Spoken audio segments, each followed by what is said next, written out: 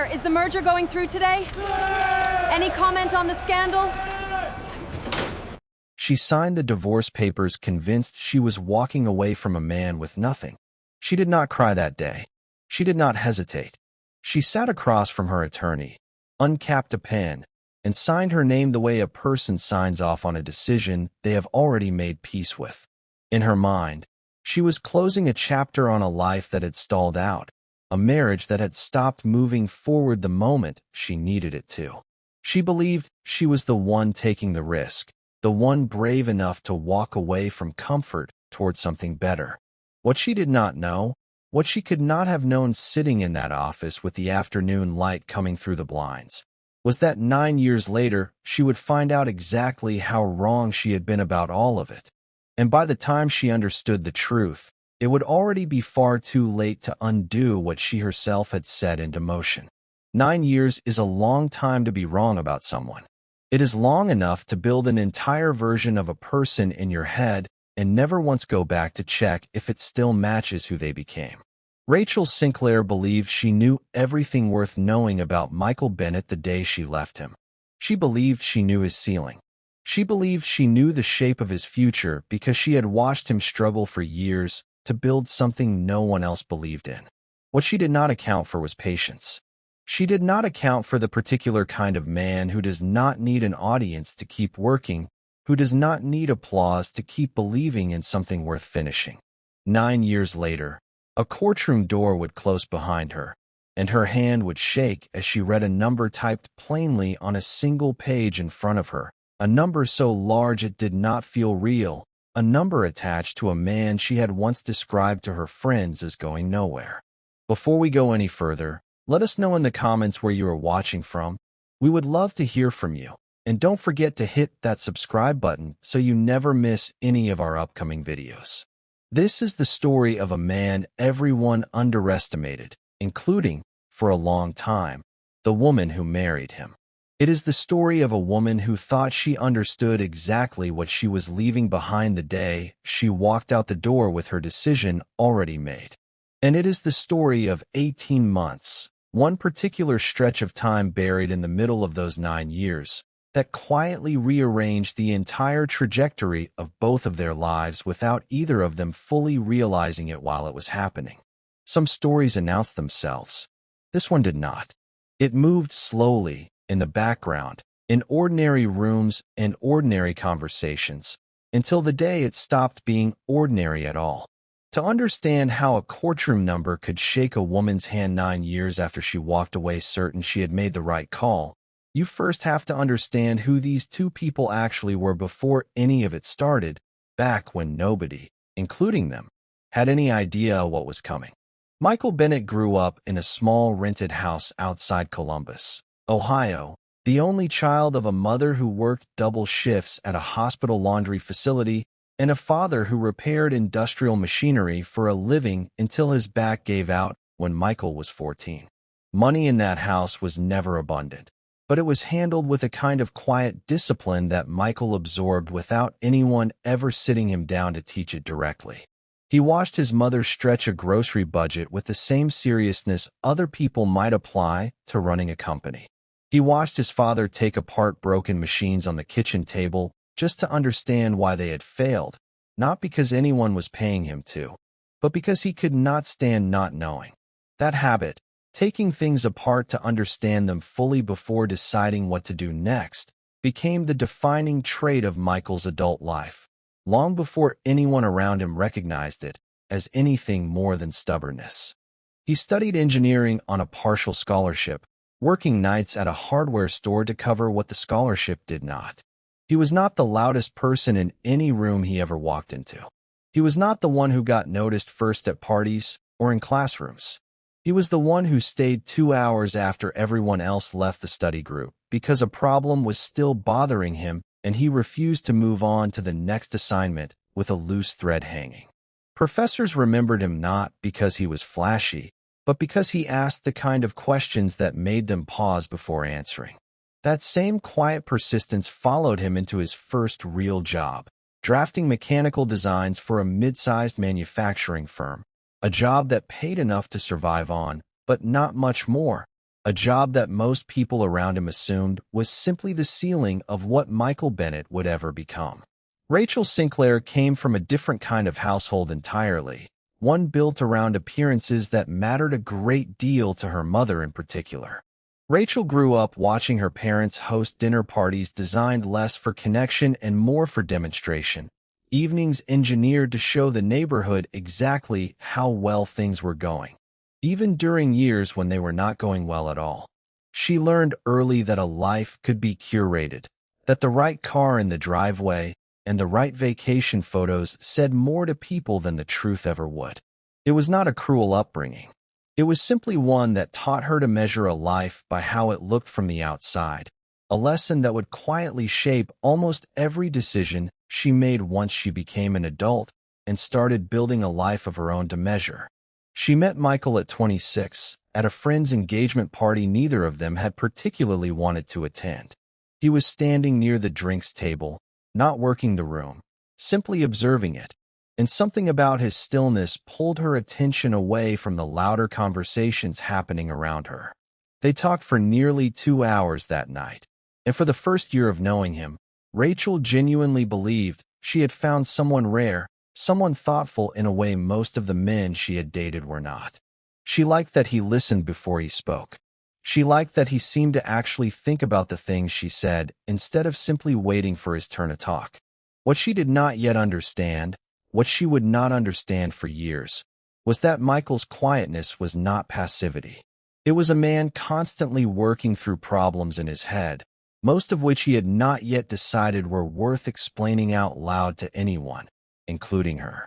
They married 3 years later in a modest ceremony that Rachel's mother privately called underwhelming to a cousin at the reception, a comment that made its way back to Rachel within the week, and that she never fully repeated to Michael, though it settled somewhere inside her and did not entirely leave.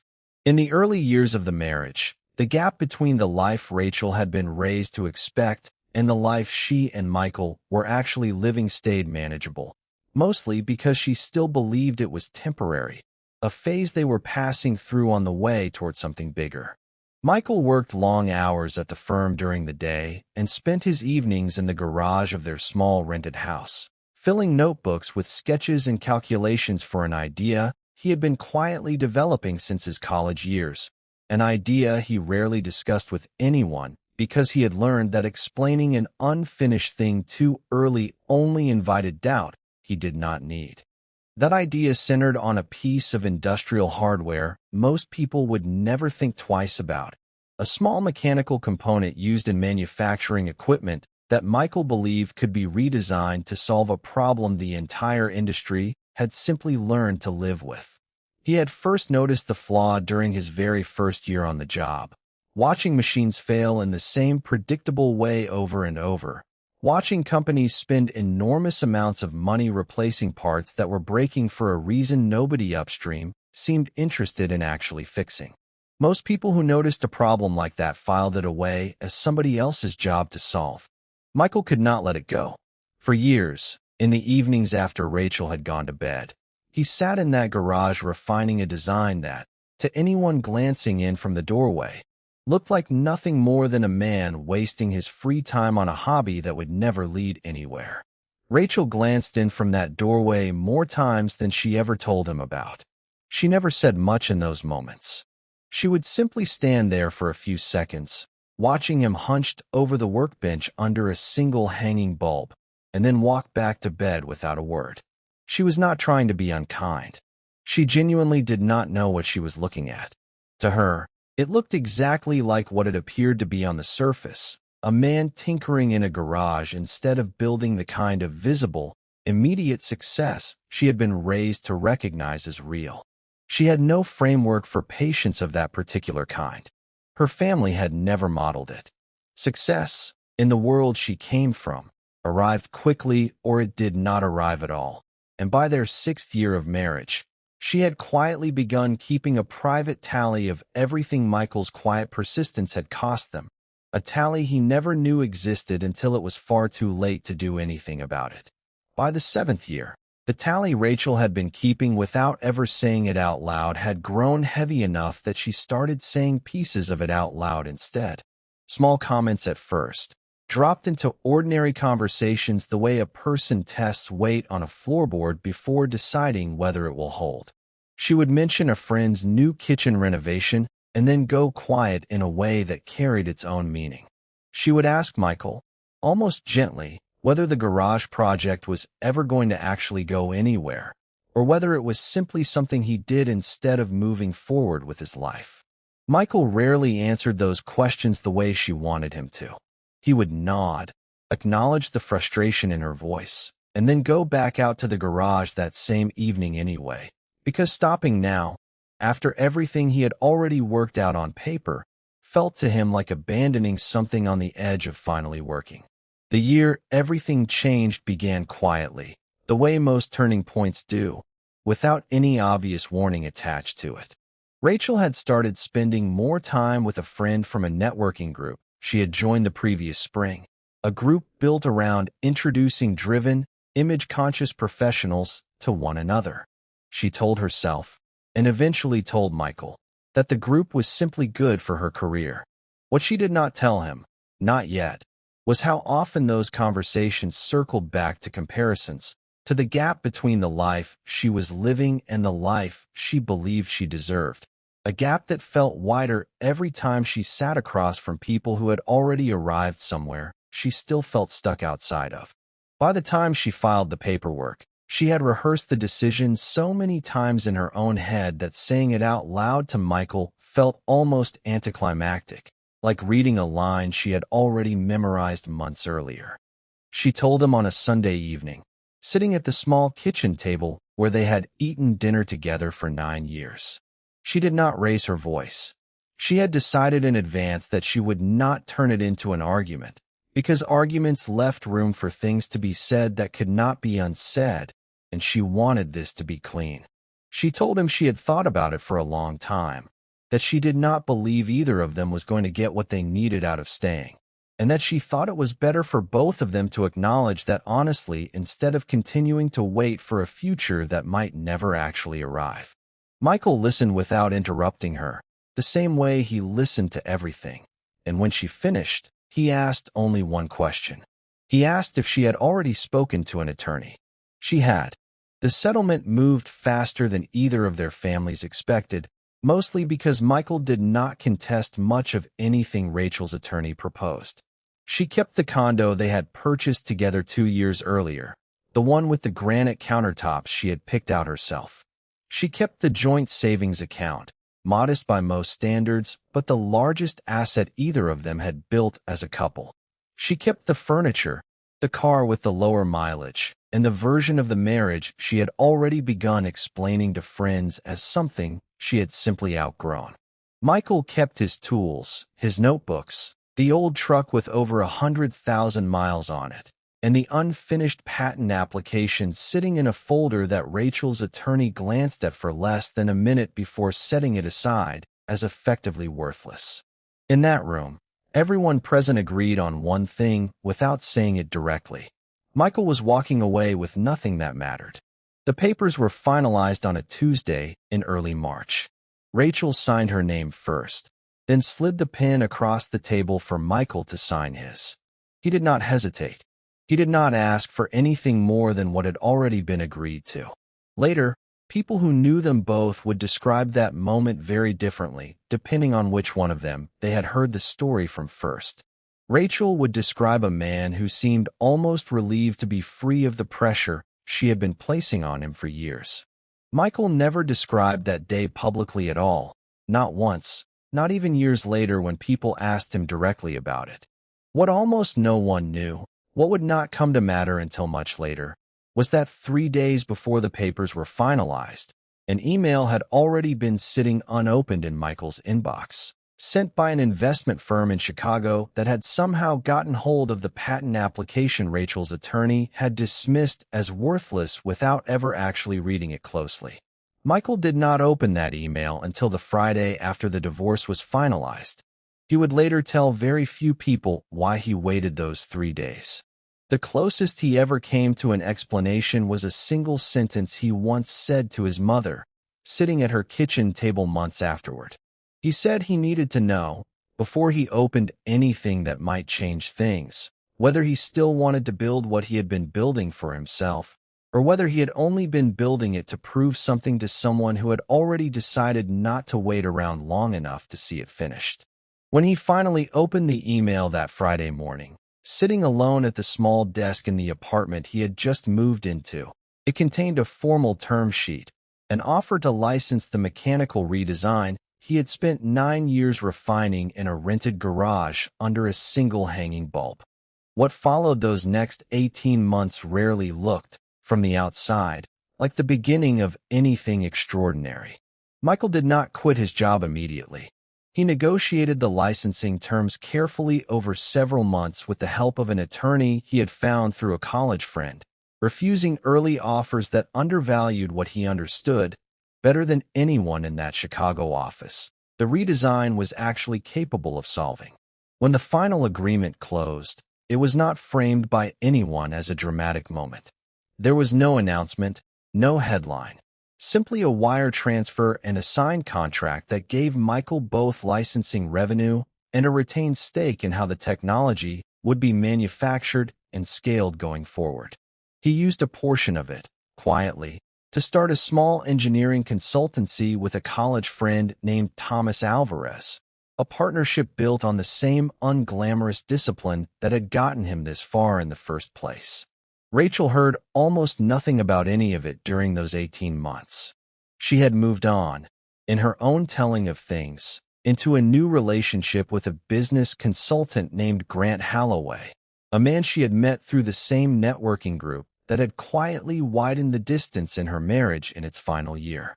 Grant was polished, confident, and consistently generous with compliments about Rachel's ambition, qualities that felt, in the months after her divorce, like exactly what she had been missing. She rarely thought about Michael at all during that period, and when she did, it was with the settled certainty of someone who believed she already understood exactly how his story was going to turn out. A modest engineer living a modest life, exactly as she had always assumed he would. That certainty lasted until the afternoon a mutual acquaintance sent her a link to a regional business journal article, almost as an afterthought, attached to a message that simply read, "Isn't this your ex-husband?" The photograph accompanying the article showed Michael standing beside Thomas Alvarez outside a newly leased manufacturing facility, both of them in work clothes rather than suits, captioned with a headline describing a licensing deal and an emerging engineering firm gaining attention from investors across 2 states. Rachel read the article twice before she fully understood what she was looking at. She would later describe that afternoon to a friend as the moment something shifted quietly inside her chest, a feeling she did not yet have a name for, though within a matter of weeks it would settle into something much more specific, something that would eventually lead her to pick up her phone and call a number she had not dialed in over a year. Rachel did not call Michael the same week she read the article. She waited, though not out of hesitation in the way people usually mean when they say they are thinking something over. She waited the way a person waits before making an investment, running the numbers quietly in her head, deciding how to approach the conversation in a way that would land the way she wanted it to land. She read the article a 3rd time, then searched Michael's name online and found 2 more pieces, both shorter, both confirming the same basic facts: a licensing deal, a growing consultancy, a name beginning to circulate among investors who did not circulate names lightly. She did not mention any of it to Grant right away. Some part of her, even then, understood that the conversation she was preparing to have with Michael needed to happen on her terms first, before anyone else's opinion could shape how she approached it. She called on a Thursday evening, choosing the day deliberately, reasoning to herself that a midweek call would feel less calculated than a weekend one. Michael was at his office when the call came through, still finishing paperwork with Thomas at the desk across from him, and he glanced at the screen for a moment longer than a stranger's call would have required before he answered it. Her voice, when he picked up, sounded exactly the way he remembered it from the better years of their marriage. Warm, easy, carrying the particular lightness she used when she wanted a conversation to feel like nothing more than a friendly catch-up between two people who had simply drifted apart. She told him she had read about the company. She told him she always knew he had something like this in him, that she had believed in him the whole time. A sentence that landed strangely in a room where Thomas could hear only Michael's side of the call and watched his friend's expression stay perfectly still. Michael let her talk for a while without interrupting. The same instinct that had carried him through 9 years of marriage settling naturally back into place, the instinct to listen fully before deciding what, if anything, needed to be said in response. She circled the real reason for the call slowly, the way a person circles a parking spot they already intend to take, mentioning first how strange it felt seeing his name in a business journal, then how proud she was. Then, almost as an afterthought, that she had been speaking with someone recently about how the divorce settlement had been handled, about whether it had really accounted fairly for everything they had built together during those years. She said she thought it might be worth the two of them sitting down as adults to talk honestly about what she was owed. She used the word share. She said it plainly, without apology, the way a person states something they have already decided is simply true. Michael did not respond right away. He looked at the plain wall in front of his desk for a long moment. The same stillness Thomas had seen in him 100 times before during difficult negotiations.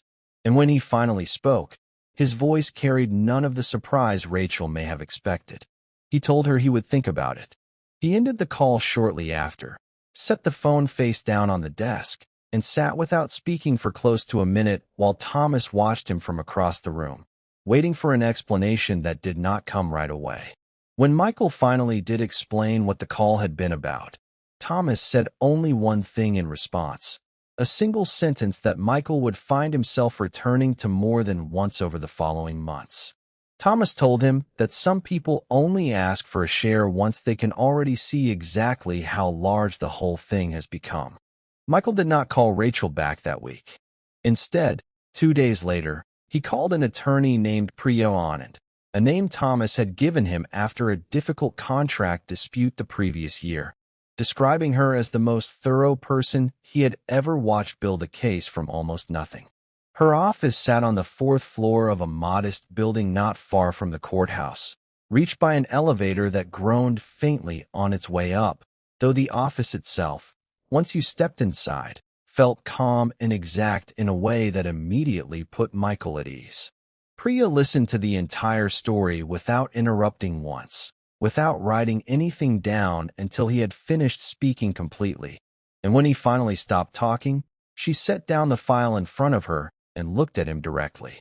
She asked him to tell her the exact word Rachel had used on the phone. He told her. She wrote it down. She is going to argue the settlement undervalued marital contribution to what eventually became the licensing deal, Priya told him, tapping her pen once against the legal pad in front of her. It is a difficult argument to win outright, particularly given how clearly your existing settlement language was written, but it is not an argument without any teeth at all, and arguments like this are rarely designed to be won cleanly in court.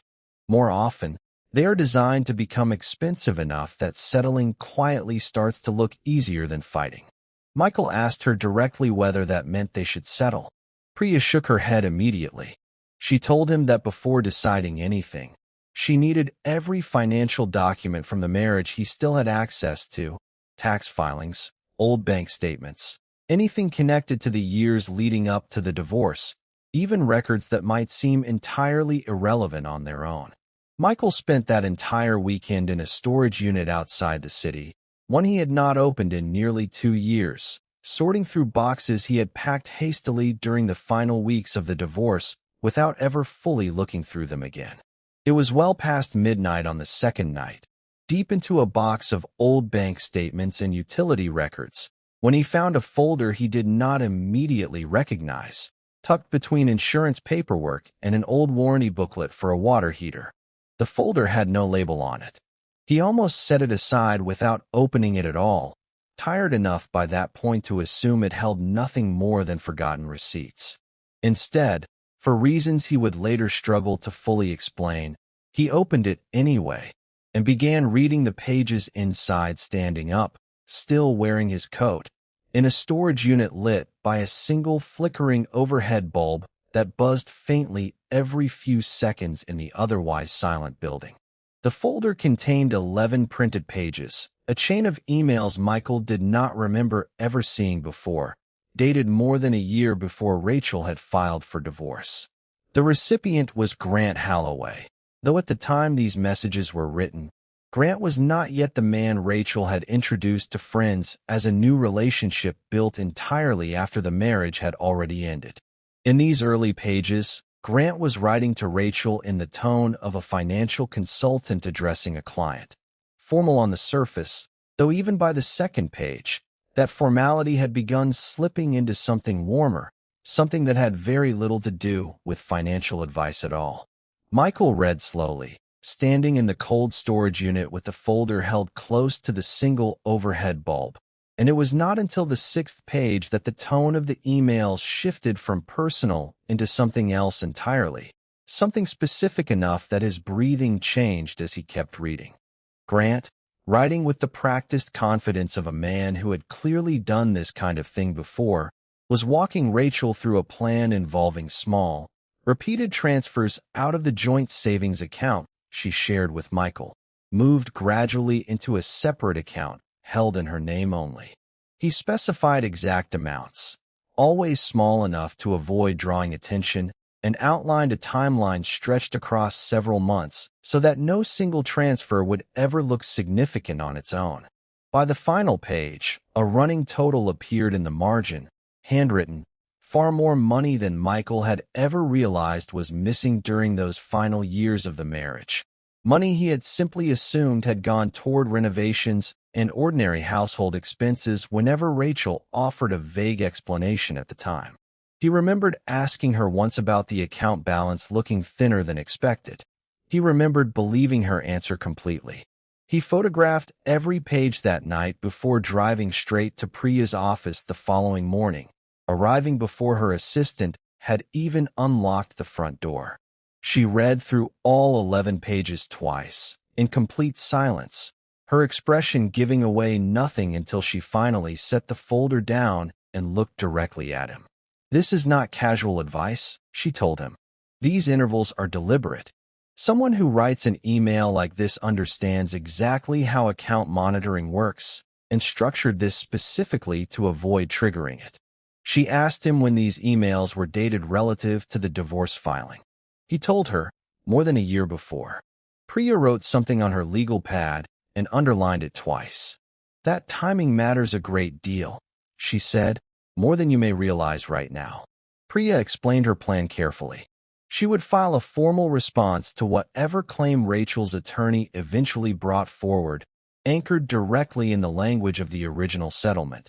But she would also file a discovery request at the same time, requesting Rachel's full financial records reaching back several years, every account, every transfer, every statement connected to her name. Discovery works in both directions, she told him plainly, not as a warning, simply as a fact she wanted him to sit with.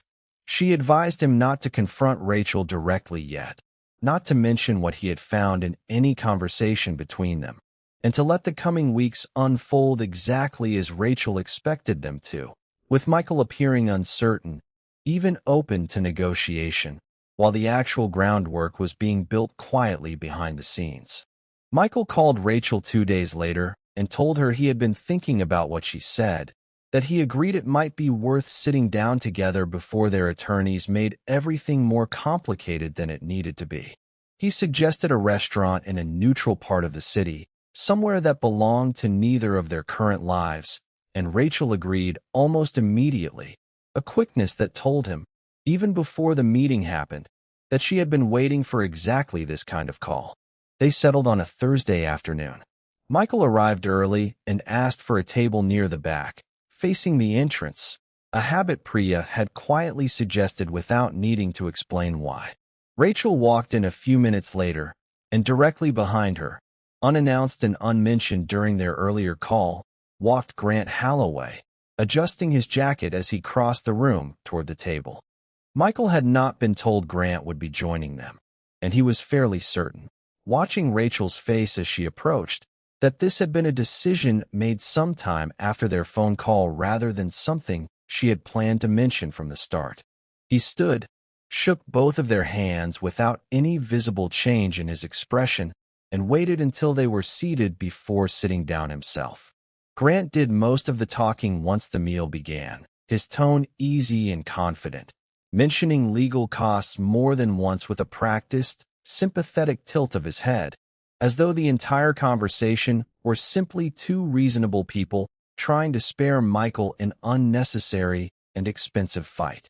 Rachel nodded along at the right moments, repeating the word fair several times throughout the conversation, each time with the quiet certainty of someone who believed she had personally invented the concept. Michael said very little during the meal, letting both of them talk longer than they likely intended to, because he understood something Priya had told him weeks earlier, that people who believe they already have the upper hand will almost always keep talking well past the point where silence would have served them better. He watched the way Grant's attention drifted occasionally toward other tables in the restaurant, checking, almost instinctively, who else might be present to notice him. He watched the particular half-smile Grant wore throughout most of the conversation, the expression of a man fully convinced he was the most capable person at the table and had decided there was no real reason to hide that belief. When the check arrived, Grant reached for it immediately, a small performance Michael allowed him to complete without comment. Before leaving, Michael told them both, plainly and without any edge in his voice, that he took the conversation seriously, that he took all of it seriously, and then he stood, buttoned his jacket, and walked out without looking back once. The call from Priya's office came on a Tuesday morning, 3 weeks after the restaurant meeting, and her voice carried none of her usual measured warmth when she asked Michael to come in as soon as he was able. She did not explain why over the phone, and Michael had learned by now that when Priya chose to say something in person rather than over email, it was because the information itself deserved a room and a chair rather than a few typed lines on a screen. He arrived at her office by early afternoon, where a paralegal named Denise had already spread the discovery documents across the conference table in neat, color-coded folders, each one labeled with a precision that made the entire table look less like paperwork and more like the layout of something being carefully assembled piece by piece toward a single, unavoidable conclusion. Priya opened the first folder and set a bank record in front of him. "This is the private account Grant helped Rachel establish during the marriage," she said. "The one your original settlement assumed had simply been closed afterward." It was not closed. She placed a second document beside the first. "Roughly 6 weeks after your divorce was finalized, the balance in that account, which had grown considerably by that point, was merged directly into a joint account held with Grant Holloway." Michael looked at both documents without speaking for a long moment. Priya continued, sliding a third page across the table, a clean timeline built entirely from sourced records, each entry tied to a specific date and a specific document. The account Grant had helped create, funded gradually by transfers pulled from money that belonged jointly to Michael and Rachel, had been opened while Grant was still formally listed as Rachel's financial advisor of record. The engagement letter connecting Grant to Rachel professionally was dated nearly 2 years before she ever filed for divorce, well before the earliest personal email in the folder Michael had found in the storage unit. That meant the emails he had already read, the ones already intimate in tone, the ones he believed marked the beginning of whatever had developed between them, were not the beginning at all. They were somewhere in the middle of something that had clearly started much earlier, under the cover of a professional relationship that came with its own binding obligations. Priya explained this plainly, without embellishing it further than the documents themselves already did. Grant had used his position, a position that legally required him to act only in his client's best interest, to help that same client quietly restructure marital assets in her favor, all while beginning a personal relationship with her that neither of them had ever disclosed to anyone. "How serious is this for him professionally?" Michael asked, and Priya answered immediately that it was significant, particularly because Grant was not a first-time offender in this regard. She opened a second folder, one Thomas had helped assemble after reaching out to a contact in the regional investment community who had crossed paths with Grant several years earlier and had never quite forgotten the experience. A formal complaint had been filed against Grant 2 years before he ever met Rachel, brought by a different client entirely, describing a strikingly similar pattern. A conflict of interest quietly settled before it could ever become part of the public conversation. Grant's license had not been suspended at the time. The complaint had simply been resolved without any lasting consequence, which meant, rather than stopping him, it had only taught him how to repeat the same pattern more carefully the second time. Thomas had assembled the documentation himself, a printed copy of the original regulatory filing along with the quiet settlement notice that followed it, and a short handwritten note at the top of the stack that Michael read twice before setting it down. Priya told him she intended to prepare a formal complaint to the licensing board covering everything they now had: the financial timeline, the asset transfers, the earlier complaint, and the clear breach of professional obligation running through all of it. She did not intend to file it immediately. When Michael asked why, she explained that a complaint like this landed with far more consequence once it arrived at exactly the right moment, rather than the first available one, and that patience, in a case built this carefully, was not hesitation but strategy. The call from Michael's mother came the following week, on an ordinary Tuesday evening, and Diane Bennett was not a woman who called simply to talk without a specific reason in mind. "She reached out to me today," Diane said, as soon as Michael answered. "Rachel called me this afternoon."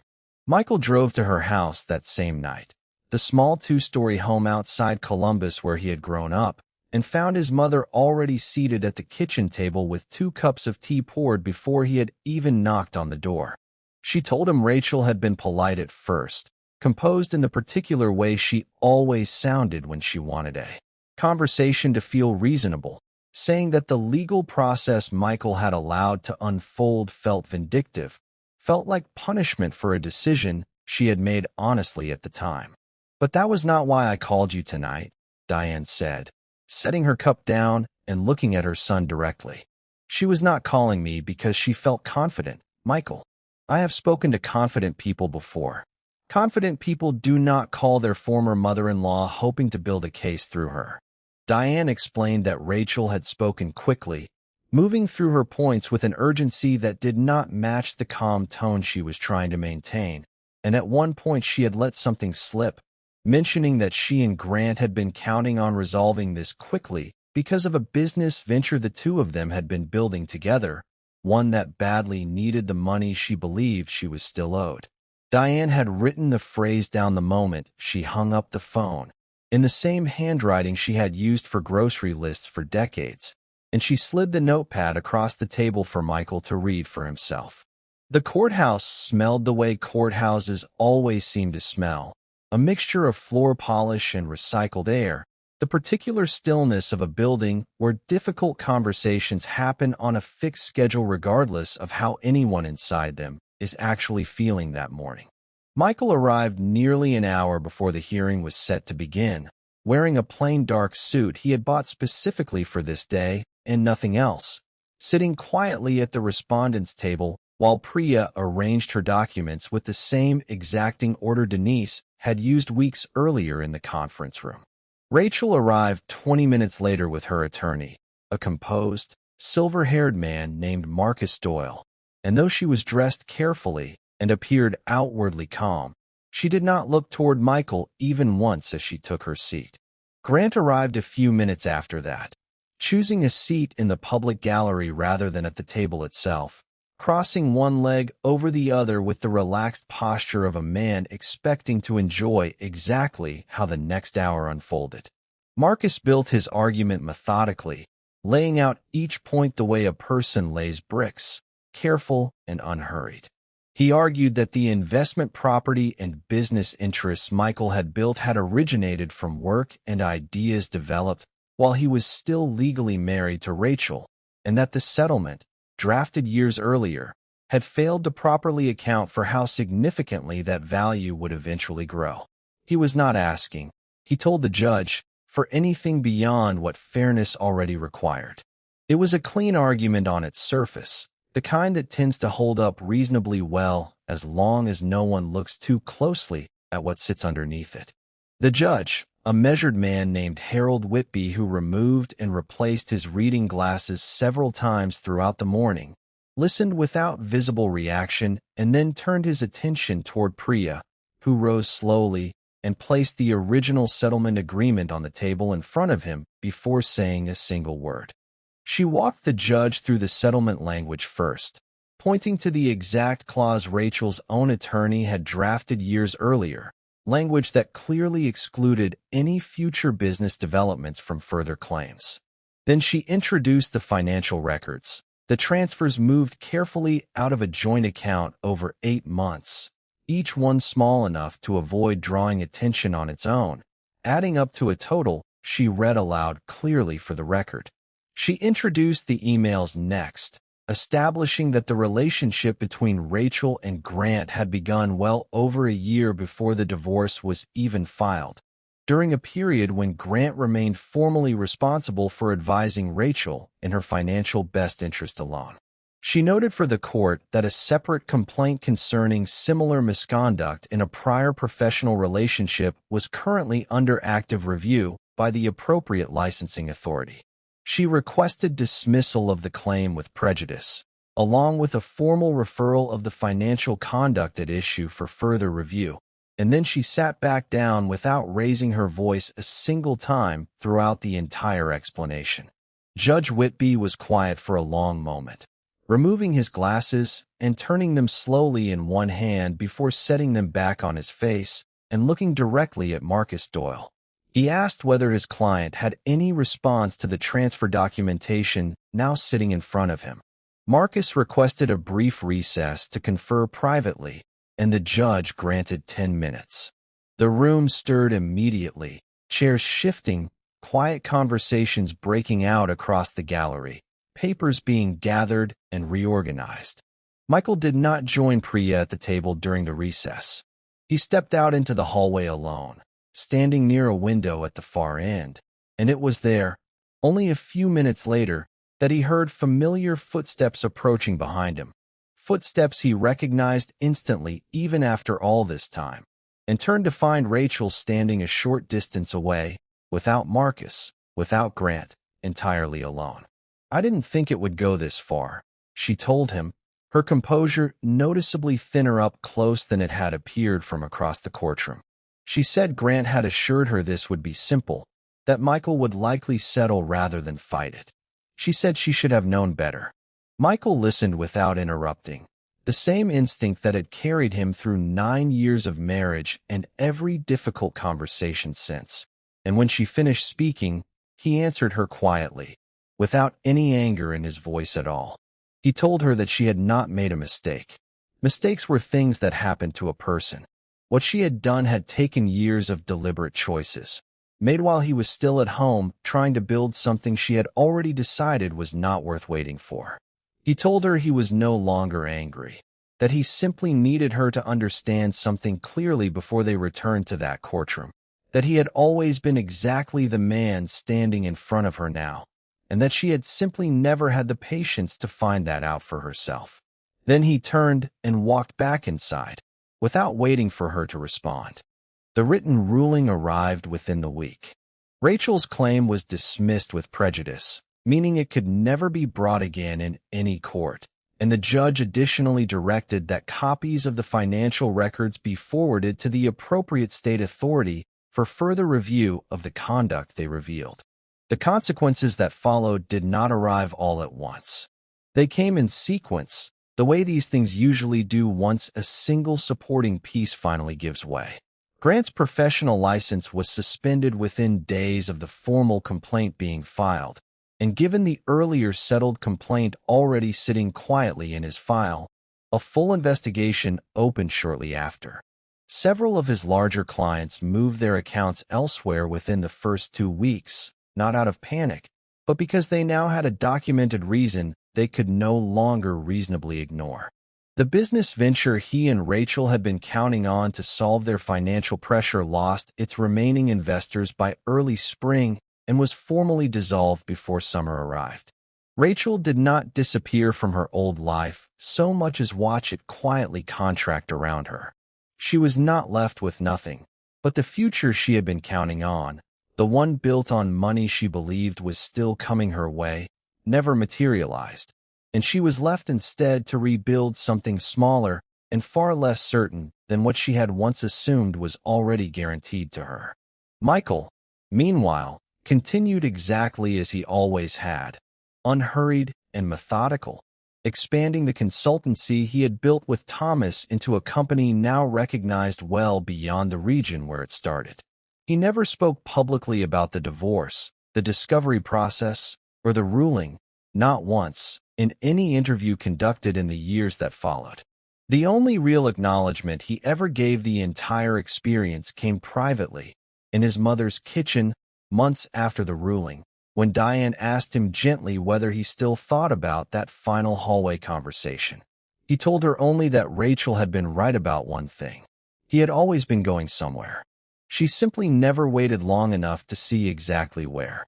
Every story like this one leaves behind the same quiet question, whether the people involved ever truly understood, in the moment, what they were building or what they were giving away. Rachel believed for years that she understood exactly what she was walking away from.